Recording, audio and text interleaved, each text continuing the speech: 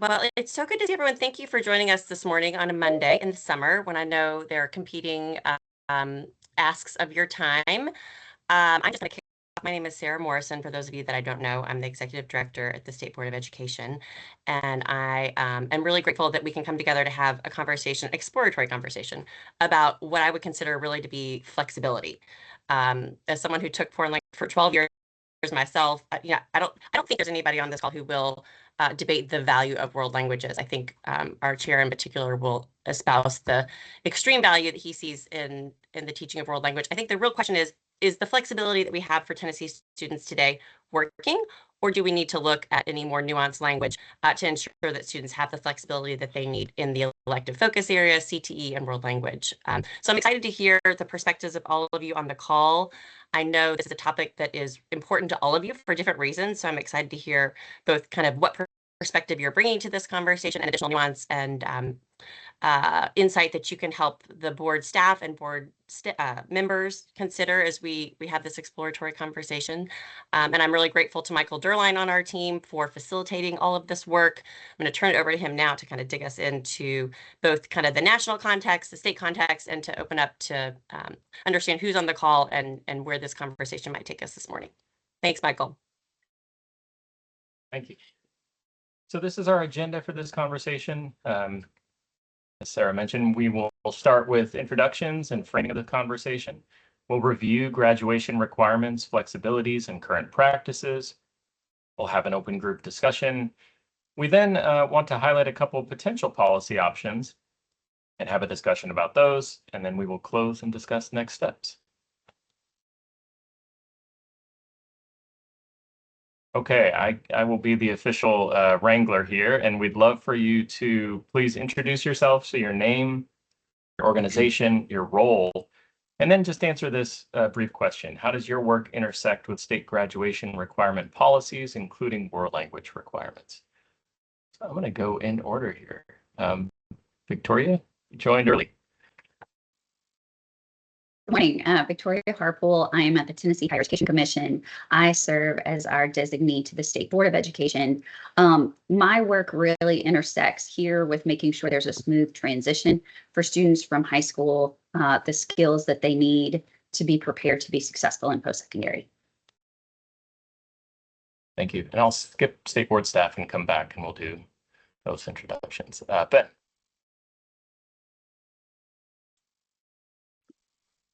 Hey, Good everyone. morning. Oh, sorry. Oh, sorry, Ben Torres. You have two of us on call. So, good morning, everyone. My name is Ben Torres with the Tennessee School Boards Association. I'm the Assistant Executive Director and General Counsel here. We work with the State Board on a variety of issues, but we also work directly with local school districts, specifically with policies, procedures, the necessary requirements they need to have in place to ensure students get what they need to succeed. So, thank you for having us. Thank you. Mike Winstead.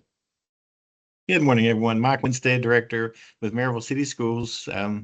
Obviously, intersected with this issue's interest for us, and with all the students trying to develop the pathways that meet the needs of each kid, and certainly foreign language, world languages is a frequent conversation that we have with a lot of our students, whether that's the right route for them or not.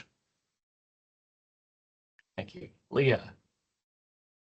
Good morning, everyone. I'm Leah Lyons. I am the Dean of the College of Liberal Arts at Middle Tennessee State University and also a professor of French.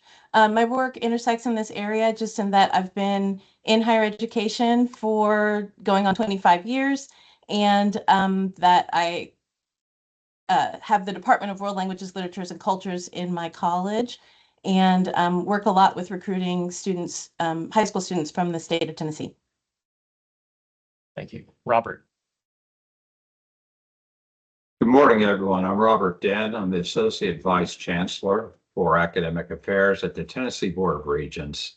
And my work intersects in the fact that I am charged with overseeing the general education core for all of our 13 community colleges. Thank you. Thank you. Barry. Yeah, hi, I'm Barry Alhausen with the Tennessee Organization of School Superintendents, better known as TOSS, Assistant Executive Director. I've been with TOSS a bit over 10 years now, and prior to that, spent a bit of time with the Tennessee Department of Education. But before that, the majority of my career was spent in my home district where I grew up. Went to high school, was superintendent there, and in rural Northwest Tennessee, one of the smaller, poorer counties of the state. Thanks, Barry. Abigail. Nope, Abigail, you are muted. Hi, I'm Abigail Simone. I am the president of the Tennessee Oral Language Teaching Association, where I work with teachers on professional development and advocacy. But I've been a public school teacher for 20 years outside of Memphis, Tennessee, preparing kids for their tomorrow. Thank you. Bernie. Morning, everyone. Bernie Savarese, proudly serve as the Vice President for Academic Affairs, Research, and Student Success for the University of Tennessee System, representing our 5 campuses here. In my role, I convene our Chief Academic Officers and Provosts, work closely with our enrollment leaders, and also our Board of Trustees on policies related to new academic programs, admissions, and the like.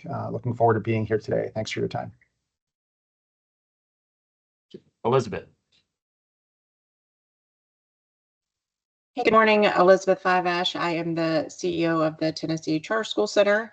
We work directly with charter schools across the state, advocating for flexibility, but also high academic standards and outcomes, and looking forward to the conversation.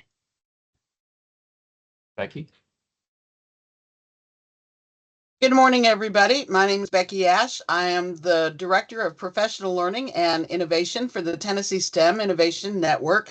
We are a nonprofit partner working alongside the Tennessee Department of Education, helping turn policy into action at the school level.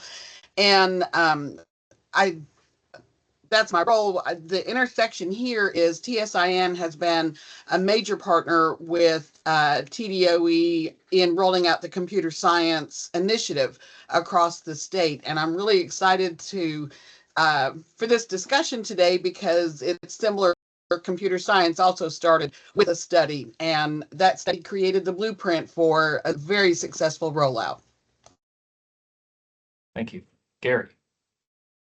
Good morning, I'm Gary Lilly, the Executive Director of the Tennessee Organization of School Superintendents. We work very closely with superintendents and advocate for issues of importance to them. So appreciate being on the call today. Thank you. Sam. I'm Sam Singer. I am the Director of the Volunteer State Seal of Biliteracy, and we work with students K-12 across the state at more than 100 schools to earn recognitions 5th, 8th, and 12th grade on their journey towards biliteracy and bilingualism, whether they're a native speaker or they're learning it within their school or their community. And my contact is also that I have been a public education teacher for more than 15 years and have 2 students who are also enrolled in our public schools in our state. Tom. Good morning, everyone. I'm Tom Kiley. I'm a policy director with the Education Commission of the States. We're a national, nonpartisan, non-advocacy organization that supports education policymakers across the pre-K to workforce spectrum. My connection to this is as part of our work at ECS. We've done research on high school graduation requirements across the country, which we've provided in a little memo for you before the meeting. So look forward to the conversation. Thank you. Thank you. Pat.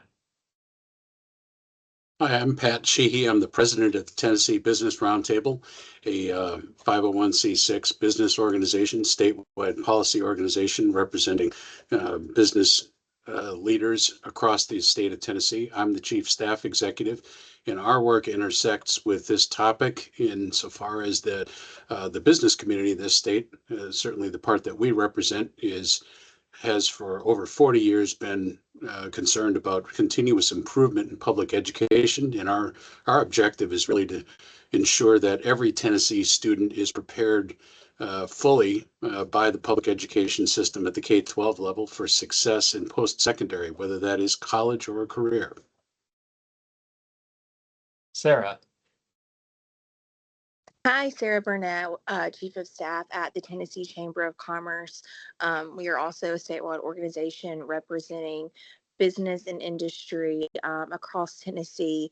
We do a lot of work in workforce development and, want to ensure that the next pipeline of workers have the educational foundation that they need to be successful and be ready for industry.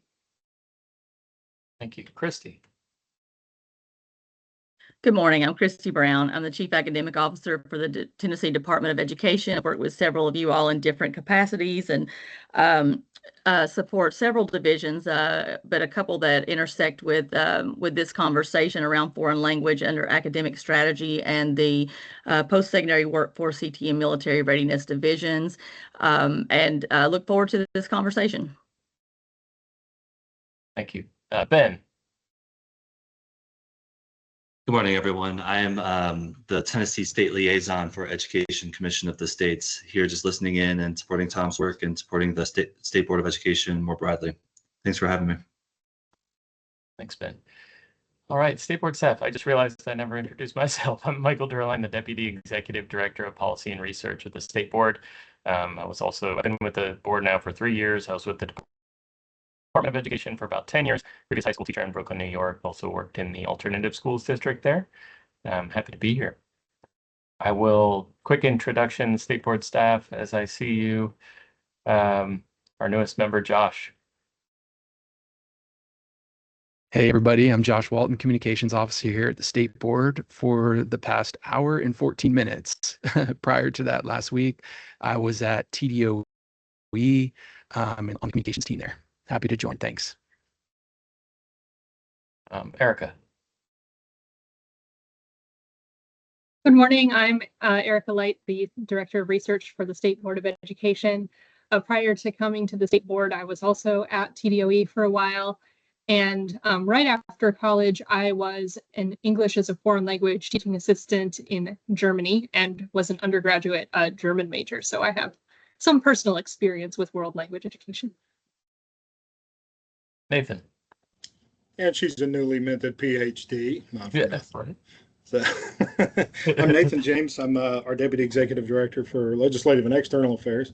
And so I've been here for a decade. And prior to that, I was advisor for the education and the workforce to Governor Bobby Jindal of Louisiana. And prior to that, with the Senate Education Committee, been doing education law creation pretty well since the late 90s in one form or another. And I'm happy to be here. I'll just be listening in. Allie. Good morning. I'm Allie Reed. I'm the Director of Engagement and Accountability at the State Board. Been on staff for 7 years now, and prior to that, I've been an assistant principal and an instructional coach, a teacher, and had a brief stint in the film industry as well. Rachel. Hi there, I'm Rachel Supay, General Counsel at the State Board since last September, so we're coming up on a year here. Prior to that, I was one of the board attorneys for Metro Nashville Public Schools, and I was at the Tennessee Department of Education before that. So I've really enjoyed my time in education in Tennessee. And on a personal note, like Erica, I've also studied and lived abroad quite a bit. I spent time in India, China, Indonesia, Argentina, and some others. So I also have some, personal, I suppose, experiences in this area. And I'm excited to hear from all of you today. Thanks, Rachel. Brianna. Hi all, Brianna Summers, Director of Policy and Academics at the Tennessee State Board of Education. I've worked for 3 different boards of education, so I can say this one is truly special with some expertise. I started my career as a middle school social studies teacher. Connected to this work in my role with policy, anything related to graduation requirements lives in our rules and policies, so whether we're reviewing or revising those, and we also get a lot of questions at the State Board from families, students, counselors, district folks on what our graduation requirements mean. And last but not least, I know I'm going to turn it over to you in just a moment, but Chairman Eby, would you like to introduce yourself? Yes, Bob Eby, Chair of the State Board of Education. I have over 50 years of, I'm an engineer by training. I have over 50 years of experience, mostly in the nuclear field, and I've presented over 50 papers worldwide. Obviously, I am the person that brought this proposal together. And Michael, if you want me to go ahead and get started, I'll do that, or we can wait. Let's do it. Okay. First and foremost, I want all students to be able to select the college, the university, or the post-secondary path school of their choice. And as we look at how high schools will be redesigned for the future, we ought to be cognizant that there's only so many hours in a day, days in a year, that we can impart knowledge in K through 12 to our students, which then basically translates to the 22 credits graduation requirement. My total reason and focus for this proposal is putting the students first, what's best for them. Hopefully everyone's had the opportunity to read the 2-pager that I presented at the May State Board meeting, so I'm not going to go over that. I do want to reiterate, I am not against foreign language schools. And in fact, I believe a good place for foreign language instruction is in the earlier grades, where the students can gain the full benefit of the learning the cognitive skills that world languages provide. 4 of my 5 grandchildren are 50% Hispanic, and I'm pleased they are being raised bilingual. In fact, I recently ordered a series of Spanish readers teaching decoding and phonics for each of them, so hopefully they'll not only be able to read English, but Spanish too, like their father does. That being said, as I looked at our graduation requirements and future workforce development, led me to have some conversations with industry, educators, and families, and led me to present the idea of possibly broadening our graduation requirements to offer students the opportunity to earn additional credits in subject matters of value to them without having to go through a confusing and complicated waiver process or have a diploma that is stigmatized with a waiver granted. These courses, computer coding, robotics, STEM, AI, music theory, etc., all provide similar benefits of critical thinking, teamwork, etc. In fact, I believe that if we ask a Tennessee songwriter, would you say that music theory is a language of its own, they would agree. I want to understand college admission requirements. That's why I wanted THEC and universities to be active in this stakeholder convening. Thinking about how we can best provide what's best for our students in an ever-changing environment, at the board meeting, I directed our board staff to convene stakeholders to discuss this issue. I want to be clear, this is not a committee of the board, but a stakeholder group convening to provide feedback to me and to our staff on the. Since our board meeting, I've received and had several conversations representing views from all perspectives. I want to be clear that under no circumstances do I recommend not providing students with the opportunity to count world language credits toward graduation. Those students who want or need those courses will certainly continue to have that opportunity. Instead, I want to have a healthy discussion on whether or not we should open those requirements to allow all students to gain the greatest benefit of their high school experience that will best prepare them for post-secondary success, as our mission states.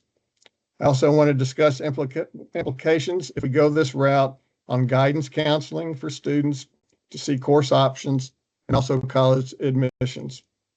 With that in mind, I look forward to a healthy discussion today. Thank you. Thank you, Chairman Eby. So I wanted to start by just making sure everybody was on the same page and familiar with our current rules. So our graduation requirements include 2 world language credits, and there is some language in our rule that you've seen now. It says that those languages or those credits must be in the same language. It also then focuses on the 3 required elective credits, and this number 17 here kind of outlines what those elective credits can be in, and it's virtually anything. Right? It's everything from CTE, science and math, humanities, fine arts, AP, computer science, or other areas designed to prepare students for the workforce and post-secondary approved by the local Board of Education. B goes on to say that students can waive the fine arts credit, single credit, or the world language credit under certain circumstances to expand and enhance that elective focus. A parent must sign off on that waiver. That is one expectation that is in rule. I did share with everyone a few examples, which we can talk about here in just a moment. But I did want to frame this conversation with a few more points. So in 2019-20, there was, my understanding is, I was not with the board, but there was a review of graduation requirements. That group did not explicitly talk about this requirement. I think that they noted that there was a waiver and kind of moved on from it, believing at that time that it was sufficient. And then COVID happened. So I think that conversation was probably cut a little short. The national context. We shared some resources with you around how other states are approaching this. And interestingly, 26 states do not have an explicit world language graduation requirement in high school. 24 states do in some way, and that memo that I shared with you kind of outlines how some states are approaching that. And it's a bit all over the place, right? Some states have hard and fast requirements. Some states, I think New Jersey requires quite a few credits in world language. Others have waiver processes like we do. So just to kind of highlight that across states, folks are viewing this and approaching this in very different ways. Our ECS friends, is there anything else you would add to that I did not mention? No, I think you summarized it well, but happy to take questions as they come up regarding the information we shared. Thank you. Current practices in Tennessee. So we shared 2 example waivers, and I hope you got a chance to look at those. For fear that I'm going to mess something up technologically, I may not click on these, but please let me know if you aren't able to access them through the link that I sent in the email. I also shared the elective focus guidance document from Knox County Schools. One thing I just wanted to highlight in these 2 examples, and sorry, I don't have it on this slide, but I think I also shared an example graduation requirements website from Clarksville Montgomery.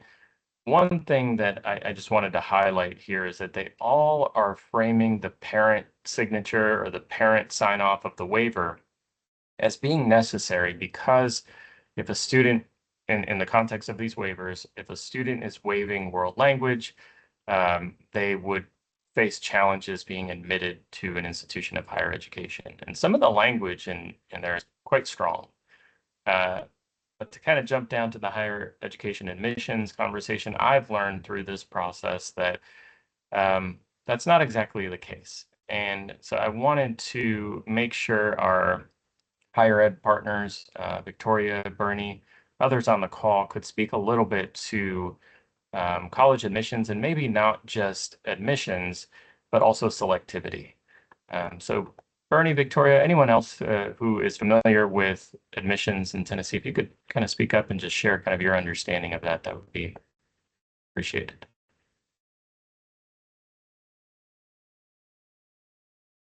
Happy to go first, Michael, if that's okay. Thank you. All right. Good morning, everyone. Again, my name is Dr. Bernie Savarese, and I serve as the Vice President of Academic Affairs, Research, and Student Success for the University of Tennessee System. Really want to thank you for the invitation to be with you today. I'm here on behalf of the University of Tennessee System, and I want to begin by saying how much we value our collaboration with the K-12 community across Tennessee. The success of our students is deeply connected to the preparation they receive in high school, and we appreciate the opportunity to provide information that may help inform decisions. My role today is simply to share how current graduation requirements align with UT admission standards and what potential implications, if any, might arise if those were to change. While my remarks will focus on policy and practice from the admission standpoint, I also want to acknowledge that world language instruction continues to be an important part of academic preparations for many students across our campuses, and our faculty in this area remain valued contributors to that experience in our community. So our intention is to offer factual information that supports your decision-making so that you have a clear understanding of how this discussion may impact post-secondary admissions and partners. I'll turn first to our UT Knoxville campus. As it currently stands, our UT Knoxville campus calculates an institutionally specific weighted core GPA for applicants based on 16 core academic subjects from their high school. Completion of all 16 core credits is not required for admissions eligibility, but it is strongly encouraged. Core academic academic subjects utilized in UTK's calculation include the following: 4 courses of English, 4 in math, 3 in science, 1 in American history, 1 in world history, world geography, or European history, 2 in foreign language, and 1 in visual or performing arts. Limiting the forged language requirements could disadvantage applicants and enrolled students in terms of competitive admissions based on this core GPA and preparation for certain academic programs. A lack of previous world language courses could disadvantage students pursuing certain UTK academic majors and programs as well. Regarding progress towards degree completion, undergraduate degree programs in 4 of UTK's colleges require foreign language course completion. So students enrolled with no foreign language would not be, students enrolled with no foreign language would not be able to go on beyond the introductory courses. Completing intermediate languages for those students would mean 12 credit hours of sequential work, typically over 4 semesters. When it comes to our Chattanooga campus, they shared that if the state decided not to require 2 units of a foreign language, students still could be admitted under their admissions policy if they meet the GPA and standard test score minimums. However, as it currently stands, students would be given 2 unit deficiencies as part of their admission status and be required to make up those foreign language credits at UTC or community college. These deficiencies, these course deficiencies would come at a cost to students and possibly impact course registration, as I noted for UT Knoxville, if foreign language is a prereq for a future course or major. In closing, those are my updates from the University of Tennessee system. I really want to thank you for your time, and we would welcome the opportunity to remain engaged and partner in these conversations going forward. Thanks, Michael. That's incredibly helpful, Bernie. I appreciate the level of detail you shared. Is there anyone else from the higher ed space that would like to just kind of share from your perspective how those requirements intersect with admissions or progression? Hi, this is Leah Lyons at MTSU. I don't know if this is the appropriate time if we're talking about admissions versus degree completion. I have a little bit more insight in terms of degree completion and how that would impact students going into college. So if a student is pursuing a Bachelor of Arts degree, for example, several schools will have a language requirement, and what we have is a process whereby students are able to get that college credit because of their high school language. And so that helps them at the university level with degree completion because they're able to advance in their degree without having to pay for those college courses. And so when I'm looking at students and I'm looking at, I took a little bit of a dive at where students like to go when I recruit students across Tennessee. Of course, I want them to come to MTSU, but a lot of them have their eyes on SEC schools. So I took a dive at some of the SEC schools requirements, and they're quite similar.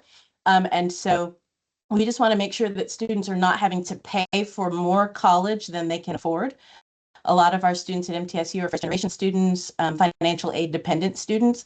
And so for me, it's a question of, I'm more versed in degree completion requirements than I am with admissions requirements. So I can talk about that a little bit further, but just wanted to make sure that that was part of the conversation, that we're talking about degree completion as well as admissions.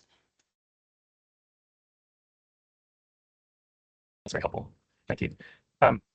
Before we turn it over, I thought it Did might... Mr. Eby have a comment? I was going to make just a couple to begin to round out some. I didn't know when you questions from these people that are presenting or what, Michael, but so I've got a couple of questions that I'd like to ask when it's appropriate. Yeah, I was, Victoria, if you have anything, that would be great. And then if anybody has clarifying questions on this topic, I think that would be appropriate next step. I see that Dr. Den's here from TBR. As far as admission, he can certainly speak more to that. But what I would bring is having been a high school social studies teacher and then being a part of the higher ed community is the fact that students don't have to take world geography. And so world language is an opportunity to expose students to kind of global citizenship in a way that they may not be required to. And also the soft skills that are so important in post-secondary and in life. That getting through that awkward give your order in French might actually be really important for students in learning those durable skills, communication, and working together. But thank you to my higher ed colleagues for participating.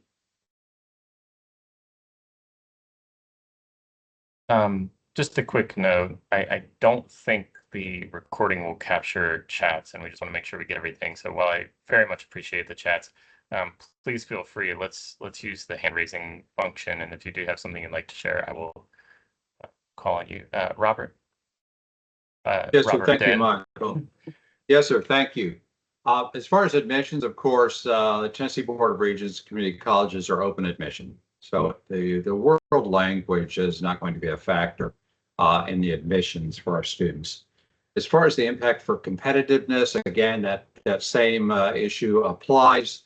However, there are some honors programs at some of our community colleges for which students who have had a world language might be a little more competitive for entrance into those quasi-competitive honors programs. And as far as the degree attainment, the world language is required two courses in world language, 6 hours are required for the Associate of Arts degree. And students who have had world language at the high school level will be better prepared to be successful in those college world language courses. And I saw that somebody mentioned it and in the chat that those are available as part of a dual enrollment opportunity for students, that they can take that in high school and take those world language credits for at the college level as part of a dual enrollment program. And again, what Dr. Harpel said about the exposure to world language, it teaches those what we call the durable professional skills that they can learn, those competencies, those core competencies that they might not get elsewhere. But of course, Dr. Eby certainly addressed that when he was talking in his opening comments. Thank you. Thank you. I think now we can kind of turn it over to clarifying questions about higher education admission, and then just note that we do have a substantive section for broader discussion. Chairman Eby. Yeah, thanks. I had one question. I think Bernie had mentioned that there were 4 colleges that required world language for graduation. That's 4 out of how many colleges? So how many colleges do not require that for graduation? Yeah, let me look that up while we're here on the call. I can clarify which ones, and then I can say what the denominator is. But at UT Knoxville, we're talking about arts and sciences, education, music, and social work. And I will get the denominator on that while we're here on the call. I think that's important to understand, is that, again, we're not saying we're keeping people from being able to meet their requirements to get into school or to graduate. The question is do we offer opportunities to study other things that may meet their requirements better prepare them for the other colleges? Point.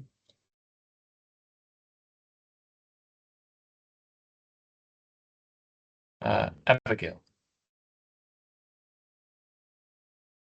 Good morning. I just wanted to add some more things to what Leah said. I think it's a really important from a high school perspective to see that a lot of times world language is an EPSO opportunity for students. And when you're thinking about that Ready Grad calculator, being able to provide that EPSO opportunity for students who may not have, they might not even know anything about a world language until they get into it, and then they realize that they love it and they value it, and then they can partner that world language with business or healthcare or STEM or whatever it is that they also like to do.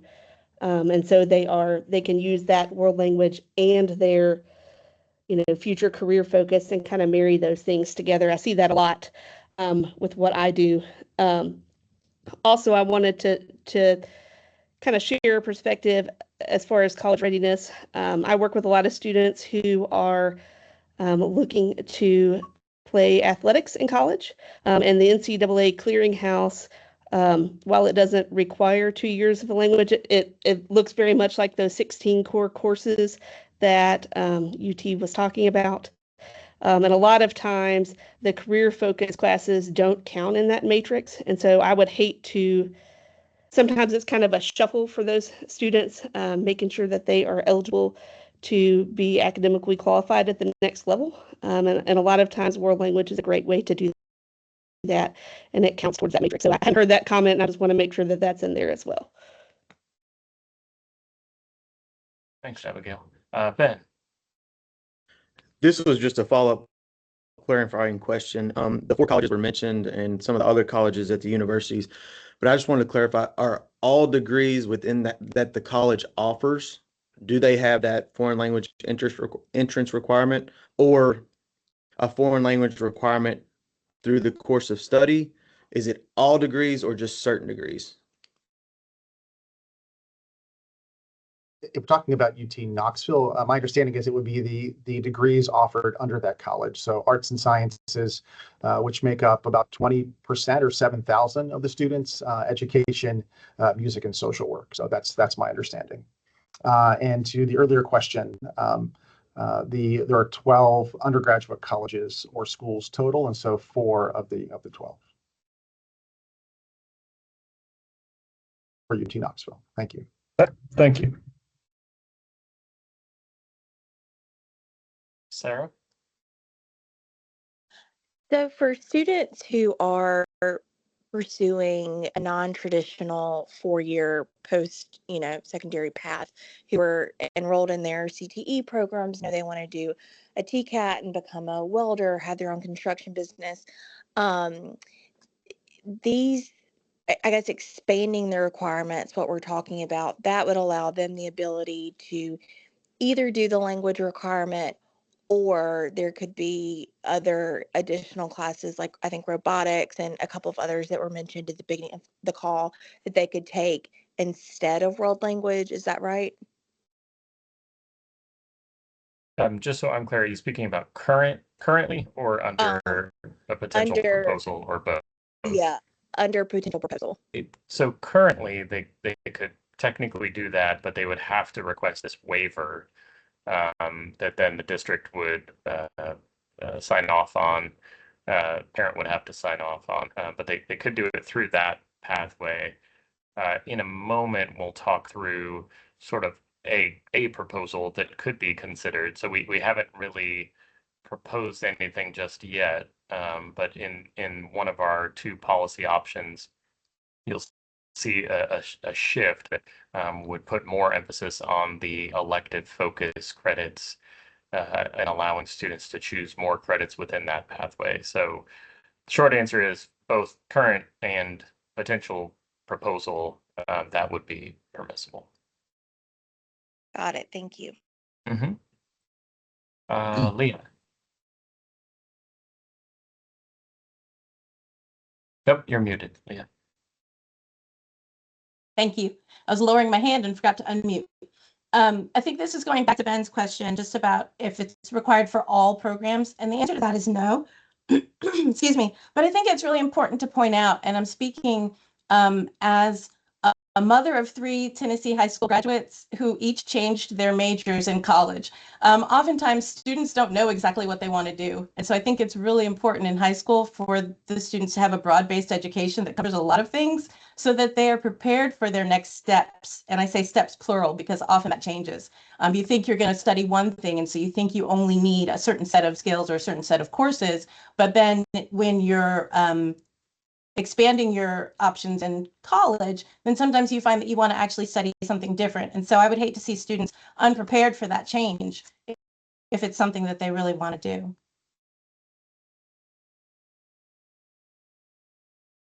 Thank you. Sam? Sort of in response to a number of different really wonderful thought points that have been made I work in Metro National Public Schools, and we already have students taking CTE courses every year and still meeting the world language requirements, with an option for native speakers to also test out and gain additional credits. There's really creative ways that you can make these things work so that students get all of that and they see this connection between the business world and their economic possibilities and their post-secondary possibilities and the communities. We have more than 100 and something languages in Tennessee. More than 1 in 10 students speaks a language other than English already. Our economy is dependent on all of these multinational and international connections we have, to the tune of, I think I looked up, it's almost $50 billion as of 2023. So, you know, I think it is worth saying, is there a more creative way to look at it so that students get the best of all of these things? Because if not, as many folks have already mentioned, what we're doing is handing off that cost to students to then have to make up in post-secondary. And for students who are first-gen students who may not have had the opportunity to take those required credits, what you're doing is then putting a financial burden on them that may keep them from completion, whereas they might have been able to get those skills to get those credits in high school and have that possibility. And so I think handing off that cost to post-secondary rather than saying this is a foundational skill, an EPSO skill that helps all the children in our state, is a tenuous kind of thing to do. Thanks, Sam. I think we'll take one more and then I'd like to keep us moving if that's all right. Abigail. Oh, you're muted. I just wanted to add to what Sarah was saying. So currently at my high school, we have 28 slots for 22 graduation requirements. So most all of our students do both of those things. I know my colleagues down the road a little bit are on a block schedule and they have up to 32 slots. So I don't think that it's a burden from being able to. I have lots of kids that take 4 years I teach Latin, and that should think I'm a troglodyte here, but I have lots of students that take 4 years of Latin and then take 4 years of STEM leading to that robotics and or clinical internship with health science. So it is possible for you to do both of those things.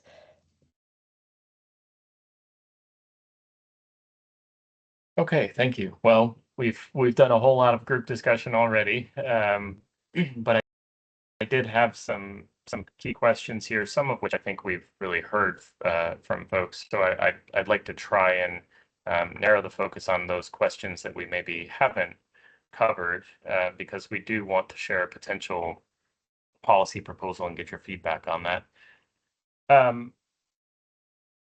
So I think we could probably, I think we've heard a lot about your perspective on the current world language requirements, but I would like to hear from some of the folks that we have yet to hear from. Please speak up and share your current perspective.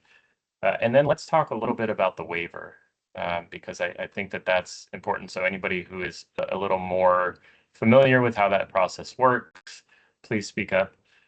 Do you believe that provides enough flexibility, too much flexibility?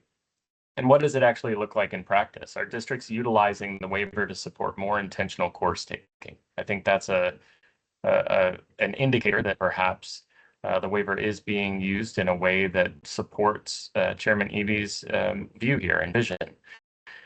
So I'd love to hear a little bit about that. And how do these requirements intersect with admissions? We've spoken quite a bit about that. I realized I had this question and we probably should have waited, but that's okay. I do have just personally one sort of follow-up question that there may not be an answer to right now, but I am curious, given that there are 26 states that do not have an explicit world language requirement for graduation, how are higher ed systems navigating that?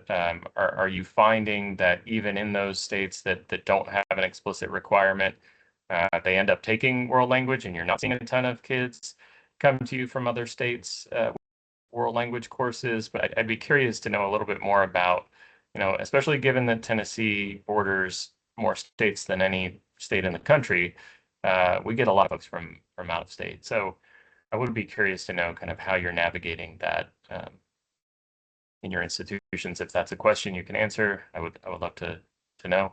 Otherwise, I will just leave these questions up, and please raise your hand if you have thoughts you'd like to share, and we'd love to hear from everyone. Pat.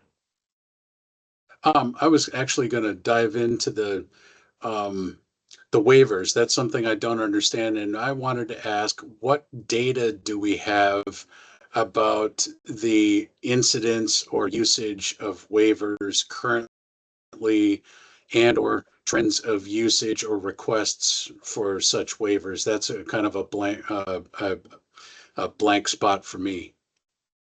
You know, Pat, I think it's a bit of a blank spot for me too. My understanding is that that information is not collected at the state level. Please, someone correct me if I'm wrong on that. I believe it's all locally driven, and that's really how the rule is written. So it's a local decision that is made at the district and school level as to whether, please, someone correct me if anything I say is incorrect here, but that is determined at the district level as to whether a district will offer a waiver. I don't know, that every district has to offer it. Christy, I see you with your hand up. If it's with this, can you please help me out?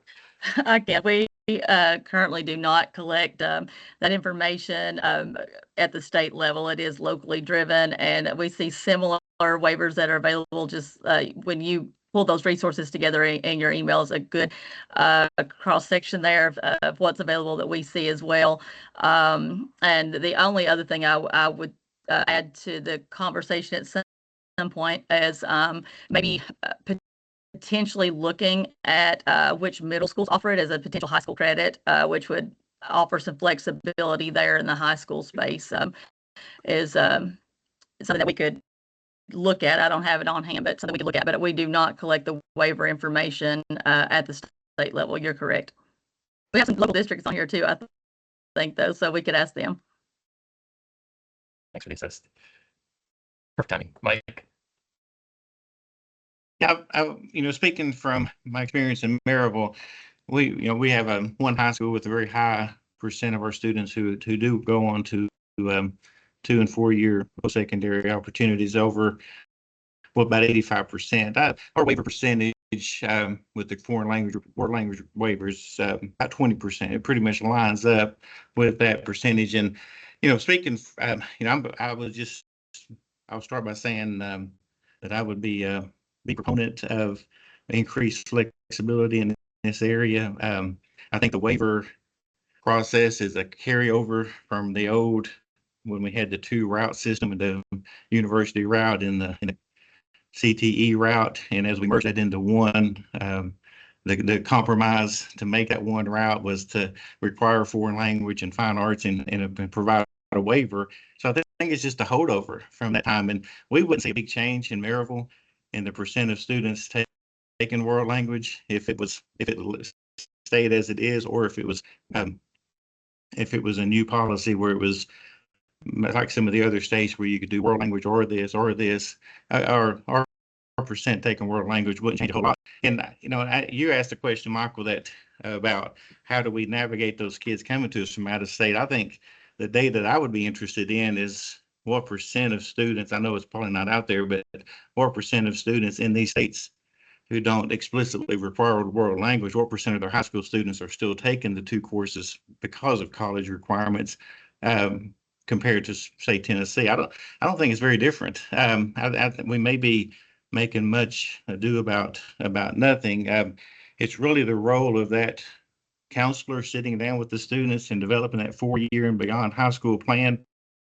If that's being done properly now, the students who wouldn't take world language, are waiving it. If that counseling is occurring the way it should be as they develop that 4-year and beyond high school plan. Our 2 languages right now have kind of folded into the Spanish and sign language, and so it's not even. Sign language has some value, and it's certainly a worthwhile program, but it's Latin has died in Maryville, and French is on the brink of extension at our high school. So it's basically half the kids take Spanish and half take sign language. And I think that stigma attached to that waiver shouldn't be there. If we're about offering pathways and meeting the needs of individual students and providing choices, then this is not a lesser than path. If a student in their pathway doesn't have in high school and beyond plan, foreign language, world language is not something that's critical to their path, then they shouldn't have to waive. And when Commissioner McQueen was commissioner, she took a very hard stance on this and did a review and collected the data of how many kids were waiving and stood up in front of all the directors and made it very clear in her mind that waiving the foreign language requirement was not equal to or valid, not even a valid. It was like, in her mind, not a valid high school diploma. And there's a huge amount of pushback, obviously, from all 146 directors and across the state and principals that somehow we were doing something wrong by following the state board rule and allowing kids to waive these requirements. So that died pretty quick, thankfully. But, just that idea that there's still those out there with that mindset that if you waive the world language or the fine arts requirement, that you have a lesser than degree or whatever, could go away if we just didn't have it as a waiver. I don't think it's necessary to have students waive that and parents to sign off. I think it ought to just be an option available to any student.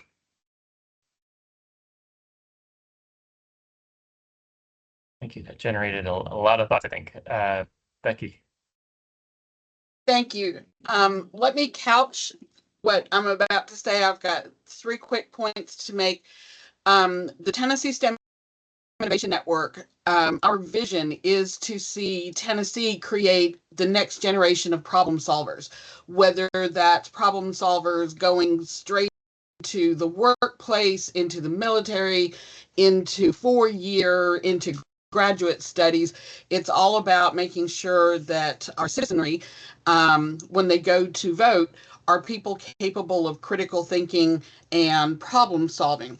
With that said, we also acknowledge that the best problem solving comes from well-rounded and robust worldview, which includes understanding other cultures. You can't empathize and solve problems when you don't understand cultural context. So I'm really excited that the Dr. Eby's proposal is not about doing away with or lessening the world language requirement.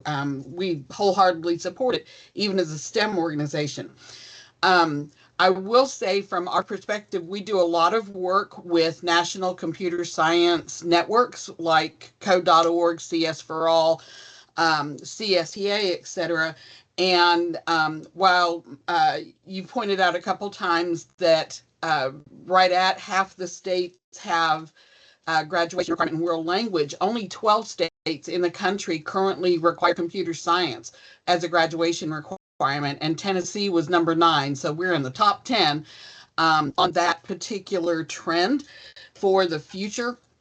And when I think about that as a requirement, which it was definitely the right thing to do, I don't have experience like monitoring the waivers or anything, but I know as an organization working with the Department of Ed, we field a lot of questions from principals and counselors. And the questions we get about waivers to date on computer science have less to do with providing intentional career planning than it does about providing an alternate pathway that is less rigorous or doesn't have, the mathematics bar that they see in their head.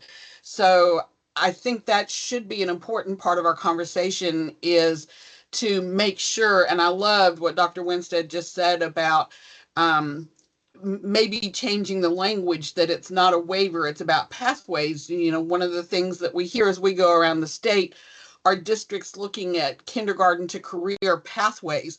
Well, part of that pathway is the 4-year plan that's already required for students. And if that plan includes intentional design of a robust learning experience, as many have pointed out, there is plenty of room in typical high school schedules to accommodate both some cultural competency with world languages and career competencies in content like computer science, mathematics, and other areas. And in considering that, one of the things that, and I didn't say in my introduction, in my previous life, before I came to TSIM, I was in Knox County Schools and I founded the LNN STEM Academy and ran it for its first 8 years. And one of the things that we practiced, even with students that came in with IEPs, they still had that expectation of passing the world language requirements. And by the way, Abigail, the only language we taught was Latin, because it's the best language to train the brain to think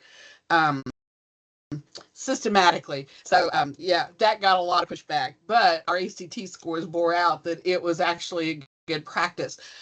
So I wanted to make the points about Tennessee is in the top half of the country in terms of already requiring the computer science graduation. Our experience with the waiver questions, and the last thing I want to pose a question that others on this particular call might be able to better define. How does higher education define world language?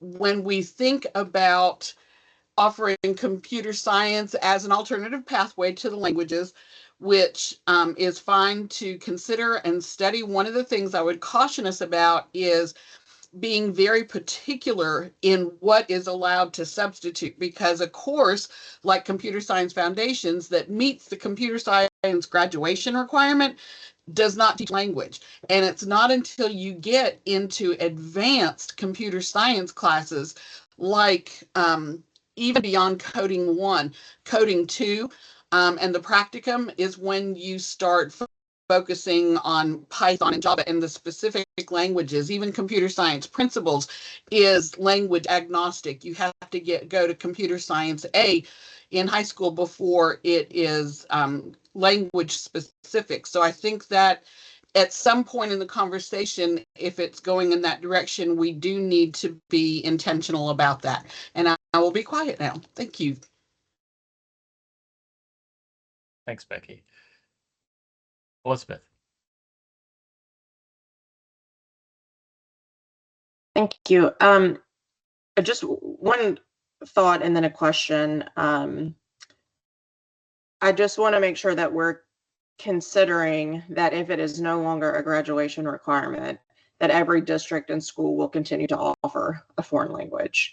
We're talking a lot about, oh, well, they'll still have it if they want it, but as particularly smaller districts or some of our individual charter schools, if you're making tough budget decisions and this is something that is no longer required, will this become unavailable for some students? I just want to note that. And then there's been a couple of mentions around a stigma on a diploma. I just am not familiar with what that is, particularly if like the state's not tracking it, what that stigma is. If I think Dr. Wynn said you may have mentioned that, or Chairman Eby.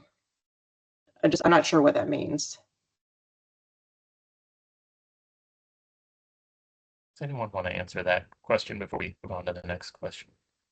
I think I think there are some parents, when they see that that's the graduation requirements are listed and it has 2 foreign language and all that, and then if there's that conversation and the student with the counselors like, well, has decided they want to waive that. I think we have experience with some parents who look at that and say, well, if that's, the real diploma requires the foreign language and the fine arts requirement, and we want that for our kids, so we're not going to agree to waiving that. So I think if it was just as an option like many of these other states provide, where it's world language or CTE or this, whatever it is, then that decision, it doesn't look like you're choosing something maybe less than what you're supposed to take, maybe from some parents' perspective. I agree with but what it's still Mike the is. traditional diploma. They all get like the same diploma. it's The same diploma diploma. itself doesn't change, right? Okay.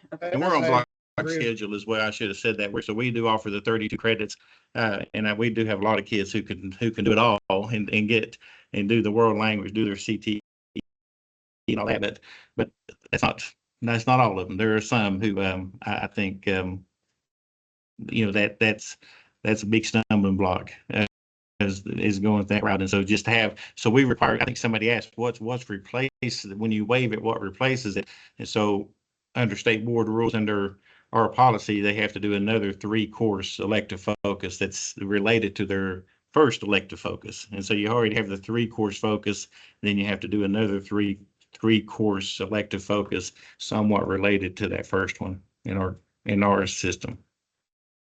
I'd like to add a couple. I agree with what Mike said. Also, if you go back and you look at some of those waiver documents that the people have to sign, some of them are so strong that says, by signing this, you recognize your child will not be going to a college or university the first 2 years, or you have to be sure that your child does not want to.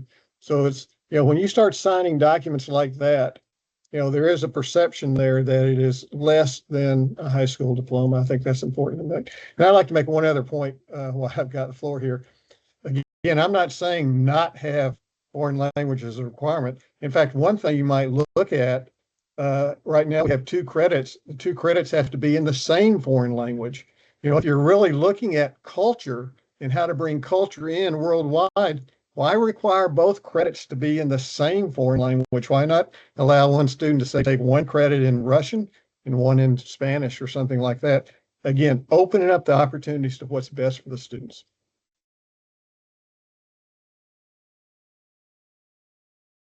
Robert.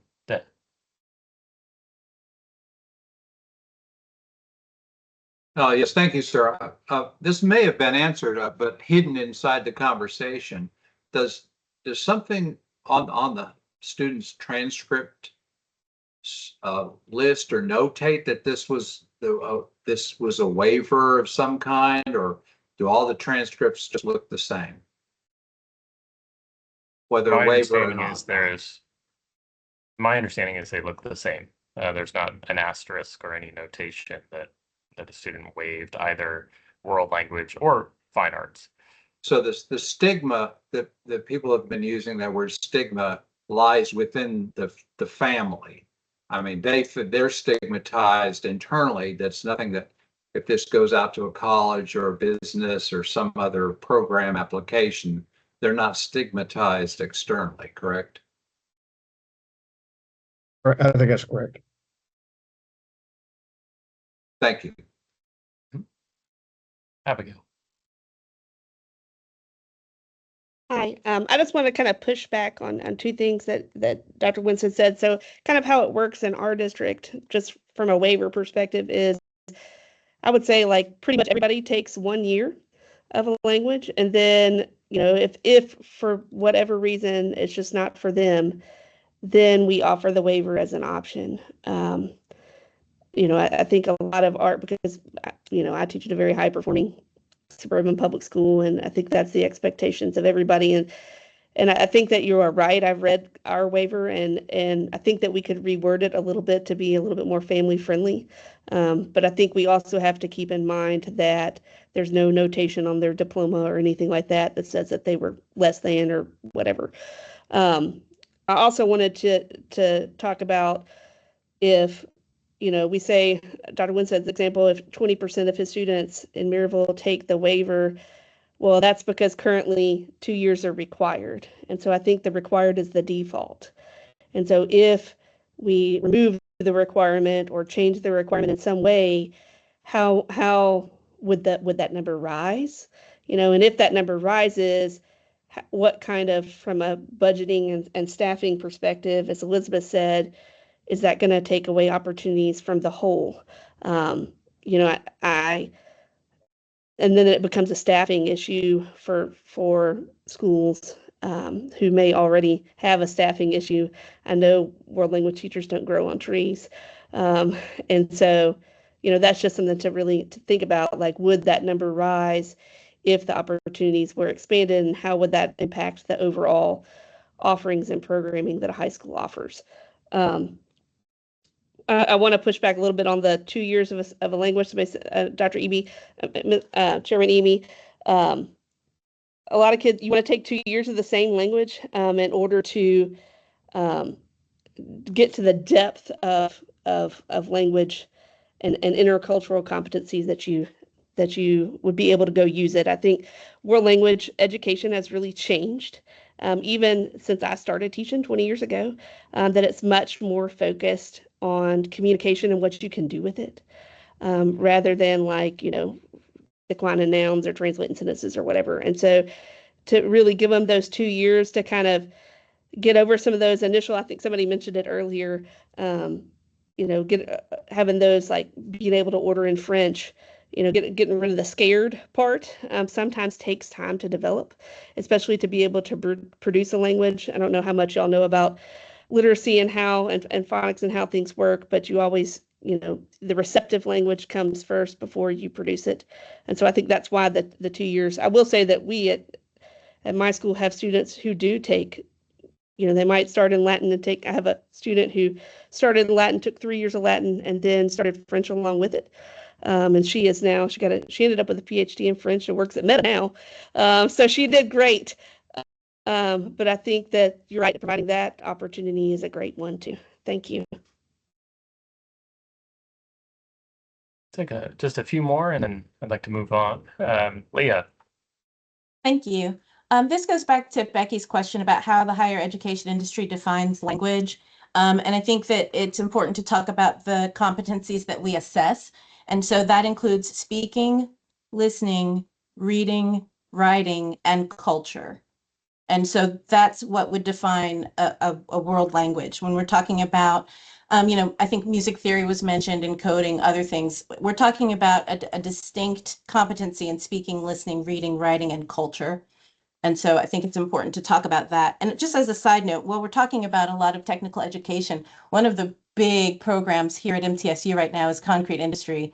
And many of those students are pairing concrete industry with a language because they know that that's going to help them advance in their careers. So I think it's important to talk about language as a value added. And when we're talking about degree completion, it's really important to think about globally all of the subjects that students take in college and how language complements that.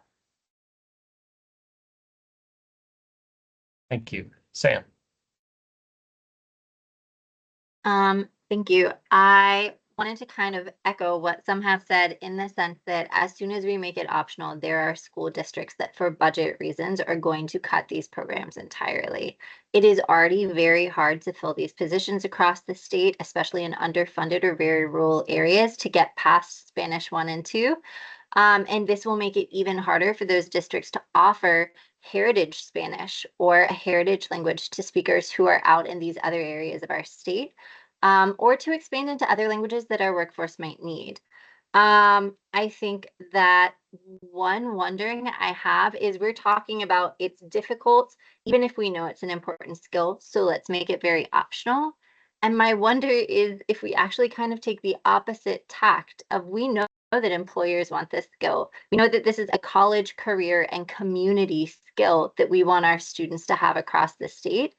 Why not say, why are we not actually providing more resources K-8 to get students to a place where we could either meet those criteria ahead of time, when they have way more flexibility within their schedule and their little brains are actually more apt to grab on and soak in language. And then we could say, well, we can let kids have an option of continuing in high school, right? But if we don't provide that earlier and we're just cutting it, we're leaving kids at a disadvantage in the workforce, we're leaving them at a disadvantage in their community.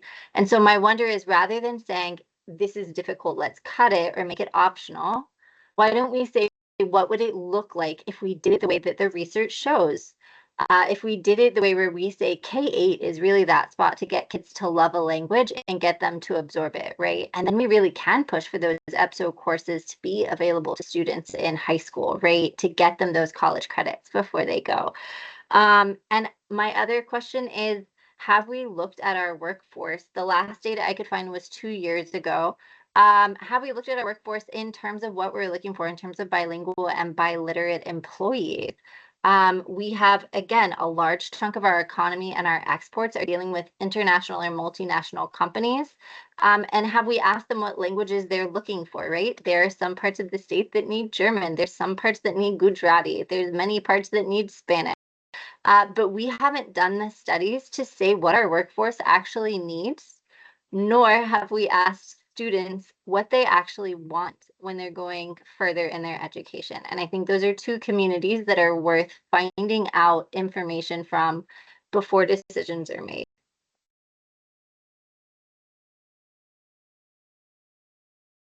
I know we have some folks from various business groups here. If you do have an answer to that, I think it's a good question. I'm wondering I had. Before we do I don't that, have the data, but it's a really good question. Ben? Absolutely. Just looking at everything and all the listening to all the discussions, I mean, 26 states don't require a foreign language for a high school requirement. And even in this conversation, we're not talking about getting rid of foreign language. We're talking about, is the waiver language, can we improve it? Can we make it better? And that's why I asked some of the questions earlier about, you know, what's the actual number of students once they get to college, they need an additional foreign language. And it's not a high percentage. It's not a high number. So we're requiring it in high school, and then that's it. When we look at the college going rate for across the state, when we look at what is happening in our rural districts, a lot of students are going straight into the workforce. So I'm kind of boiling this down into what is best for the individual student. If that individual student is not going to college, even if they're not going to college right away, I mean, I'd be interested to see on what non-traditional enrollment requirements are, but that's a separate conversation.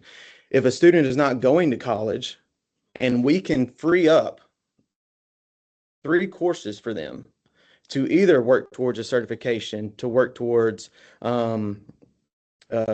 some type of occupation or job, if that is what's best for that individual student and what they need to succeed, then I think kind of the answer to this question is, how can we help them succeed? How can we help that individual student? So that's the perspective that I'm looking at it, that individual student, and what can we do for them, not as, you know, across the board. It's let's focus on that individual. And to Dr. Winstead's point, the career counselor sitting down with that individual, sitting down with that family and saying, hey, where do you want to go? What do you want to do? How can we help get you there? And that's why, I mean, in my opinion, I think if we can make it an option or be a little bit more clear, I think that would be helpful.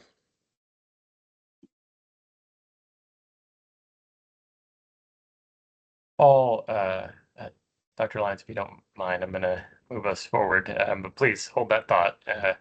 I just want to thank everyone for a really rich discussion thus far. Lots of really good ideas. I have highlighted 2 policy options, but I've also been writing down additional things that have already come up in this conversation. So I want to be mindful of that fact that the one alternative policy option to what we have today that we will share is not the only option. There are certainly a lot of ideas that folks have. I've heard get rid of the waiver and modify the language to focus on pathways. I've heard middle grades, world language counting as a high school credit, similarly providing world language courses earlier, and if a student then takes it, making high school credit optional. I've heard not necessarily an overall policy recommendation, but one that may pair with some of these others to require LEAs to offer world language, addressing sort of the fear that districts would potentially do away with world language programming altogether. So I just want to highlight that before we talk about these policy options. Nothing is written in stone. We are exploring ideas. We are learning from you all. So just wanted to make sure I noted that. So we really had 2 options that we wanted to put on the table. One is no change. So this option would maintain the world language credit requirement and optional waiver to expand and enhance the elective focus. So keep things sort of as is. Pros would be that it maintains current flexibilities while emphasizing the importance of world language through required credits for most students. Cons maintains potentially burdensome and unclear waiver process and requires courses that may not be aligned to a student's interests and future goals. I want to note too that the waiver, we haven't been talking about fine arts, but it's been mentioned a couple times. The waiver is really for world language and or fine arts. So you can have a very similar conversation with fine arts as it applies to this waiver and pathways. Can you get waivers for both? Yes, you can. Okay, but they're separate waivers. I've seen them lumped. District folks, I don't know if, but from what I've seen, they can be lumped. I think they can also be separate. That would depend on how the local district is doing. We have it on one form, and then they could choose the world language and or the fine arts as their waiver. Yeah, or both. Option B is expand the elective focus. This option would remove the explicit world language and potentially fine arts credit requirement and increase the number of required elective focus credits to 5 or 6 if it included fine arts instead of 3, just the current expectation. In addition, language would be added to emphasize the importance of elective focus areas, including world languages, and the expectation that credits are taken in an area aligned to a student's high school beyond plan. Pros, that expands on current flexibilities while removing waiver as a barrier, emphasizes the importance of intentional course taking aligned to future educational or career plans. Cons could potentially pose challenges when applying to both Tennessee and out-of-state colleges and universities that require world language credits, either for admissions or in selective admissions decisions, or as we heard, progression through a program. So again, these are certainly not the only 2 policy options, but ones that I think you've kind of heard a little bit about today. We would like to spend a little bit of time now just getting really specific on that aspect of it. Which policy option seems most appropriate to you? And are there other options that we did not consider? Or is there anything else that, as you're discussing this, as you're thinking about it, that we could consider to improve the process and address some of the concerns that have been raised?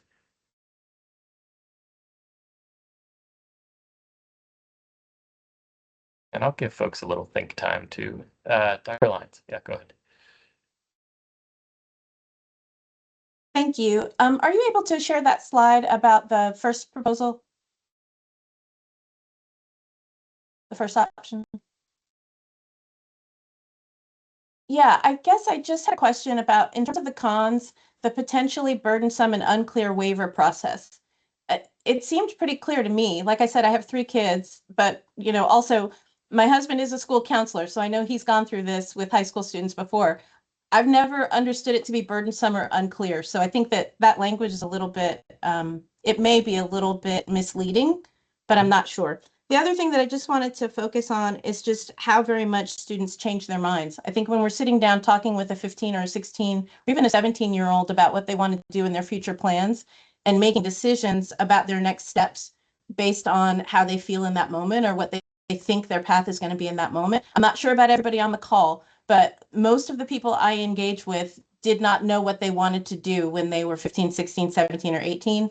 And most of the people I know don't necessarily follow that path, even if it's what they wanted to. We know that when students graduate from college, if they choose to go to college, or when they graduate from professional school, they will likely have a 40-year work life. And to think about in 2025, 40 years forward, whether or not students will be doing the same exact thing for their entire career trajectory, I think that's really limiting. So I just want to say that I think that you asked what the preference would be. I would say that perhaps changing the waiver language, if indeed it is burdensome and unclear, but I think that leaving the requirements as they are, option A would be what I would prefer, because I think it allows the most flexibility, not just in high school, but flexibility for their lifetime. Thank you. Real quick, so burdensome and unclear, where did those words come from? So I think now after this conversation, I would probably replace burdensome with stigmatized, or something that I've heard from folks on this call. The unclear piece, I think, came from, at least from my perspective, it was not entirely clear to me how or if it impacted admissions or progression in a program. I think there are still some open questions about that. I think this conversation has increased clarity quite a bit, but some of the language that's used on the waivers, pretty direct, pretty strong, and potentially not exactly correct. And so I think that that's where that word comes from. Bob, did you have your hand up? Is there anything? Oh, I was going to say, if you go back and read the various waiver requests in the districts, they're all over the map, and what they say and how they imply to the students of, what it means for their future. So when you talk about them not knowing what their future is going to be, the way those waiver languages are required is it pretty well specific says your future is you will not go to a college or university in 2 years. So I think, again, that's why option B, I think, provides the opportunity for flexibility to allow you to take courses and then decide as you're going down the path. I think the real question to me that needs to be answered comes from higher ed, and that has to do with the admission requirements of the 2 foreign languages at UT. If we were to change, I've heard some people say that UT follows Tennessee's graduation requirements. I don't know if that's true or not. But if we were to change this to this more flexible, would UT still require those 2 credits as admission requirements, or would you relook at your admission requirements? That's a question I have for UT. I'll say too, just to be really clear. So those 16 core courses, none of those are required, but the more students complete in that kind of group of 16, the more competitive they are for admissions, if that makes sense. And so just wanted to clarify that as well.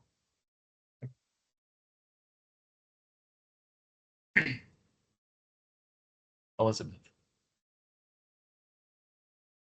With option A, is there a world in which the state board could issue a standard waiver form that has language that everyone, feels good about that could be required to be used by districts for this process? I think at this point, everything's on the table and we're gathering information. I think that's a recommendation. Is that something you all feel like you have the authority to do, or would that require legislation or? I'm coming off mute because Rachel's here too, but I wonder, we don't usually issue guidance, but I imagine it's possible collectively, TSBA, TDOE, to put something out there. So it's a question I'm asking myself too, Elizabeth, for sure. I think there could be better clarity on what a waiver should include in terms of the language. Certainly. Sorry, Michael, I didn't mean to cut you off. Oh, all good. Christy. That was actually something that I was going to bring up is a couple things on the option A with no change is maybe we could work for some more, clearer guidance on what that might look like with some of the language that we've seen in the local school districts to have more consistent language there. The other thing that I would say is because it is highly recommended, as Bernie mentioned, especially depending on what career path that they want to go into in higher education. I do think it's important that if it's potentially going to require additional requirements to make up for those deficits, it does cost money. It may not go toward their major that they're trying to complete.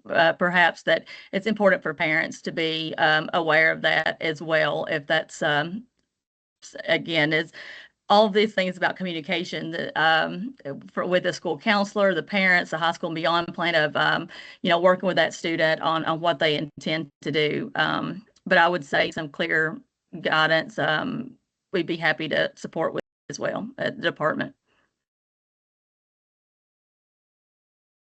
Ben? I mean, practically speaking, B is the option we have. Right now, foreign language isn't required as a graduation requirement if you have the waiver. It's not required for all graduate admission or college admissions. It's just a factor that goes into that. So what we're doing in effect by putting it in the graduation requirements is making people assume it is a graduation requirement even though it can be waived and it really isn't a graduation requirement. And it isn't necessarily needed to get into college. So to me, B is the actual reality of what we have. And it's clear, or it makes it more clear that these are the options that students have. These are options that families have. Thanks, Ben. I want to be respectful of folks' time. We have 4 minutes left, so we'll take a few more comments and thoughts. And I will note that we plan to send a survey out after this meeting with similar questions. We recognize that you can't generate all your thoughts and speak with your stakeholder groups and gather information and share it in this 90-minute period. So we want to give you an opportunity after the fact to respond and share your thoughts. So this is not the one and only time that this will happen. We will make sure that you get a survey and we gather your information. Gary. Yes, thank you. I like the option of expanding the elective focus. I think that that does provide more flexibility, and it still does not minimize the importance of world language or fine arts. But if we're talking about kind of reducing the gloom and doom of the waiver, then why not let's just operationalize that flexibility and just make it part of the process. Thank you. Sam. I think I'm one sorry. thing I think I skipped Robert. am I? Oh, that's okay. I just had 2 quick comments. First of all, the basic principle we're talking about here is what is the default? And if we change the default, we're sending a message that world languages is less important than all of the other courses for which the default, there is no waiver. So that's a philosophical question, as well as the conversations we've been having today are primarily weighted to utilitarianism, the functional, the transfer and admissions and pathways and things like that.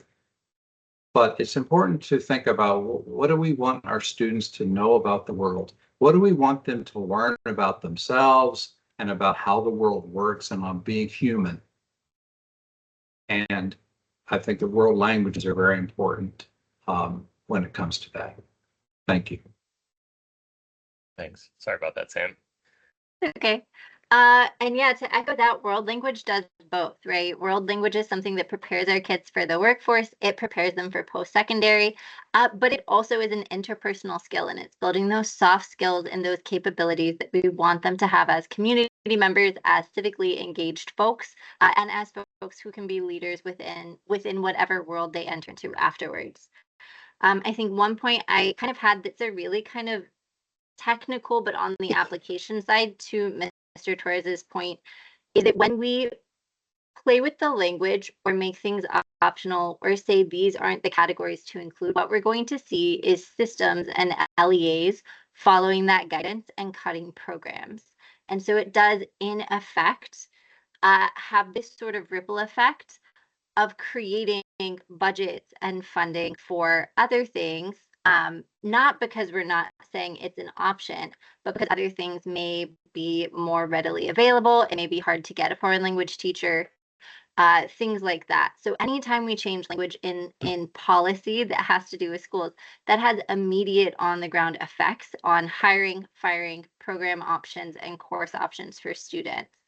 And so my worry isn't that people are going to see it and be like, wow, this is a robust new option for 1,000 things. They're going to say, oh, I can cut a French teacher now and I can hire somebody else, because budgets are really tight. And so I think the state laying out the criteria is important in the sense of it tells districts and schools what they need to offer as the foundation.